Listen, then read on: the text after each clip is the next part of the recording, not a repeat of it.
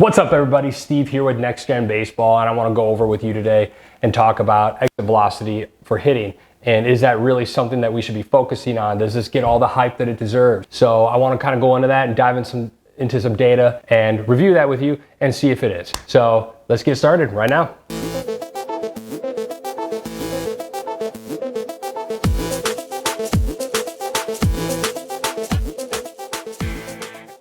All right, obviously there's a lot of hype today about exit velocity and how guys are hitting with that, and there's so much talk about it, but there's not enough talk about, is this truly helping our hitters? Is this truly what the game requires and the criteria needed to hit well?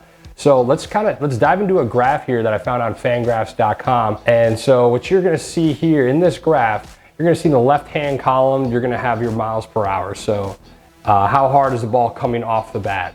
And then you're gonna have your at-bats, how many singles were produced with that exit velocity, doubles, triples, home runs, and what's your slugging percentage gonna be when the ball is coming off the barrel at any of those velocities. As your velocity decreases, your slugging percentage is decreasing with that as well. When you get to the very bottom, you're gonna see your R factor here, which is 0.86.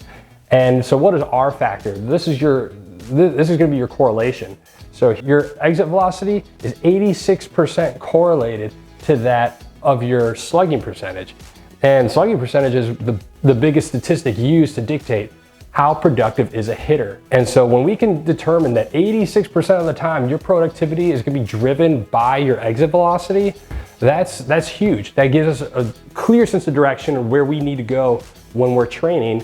And when we look at some big league hitters and you just search who has the highest exit velocity as of last season, those players are Fernando Tatis Jr., Miguel Sano, Christian Yelich, Mike Trout. Those are just the top four.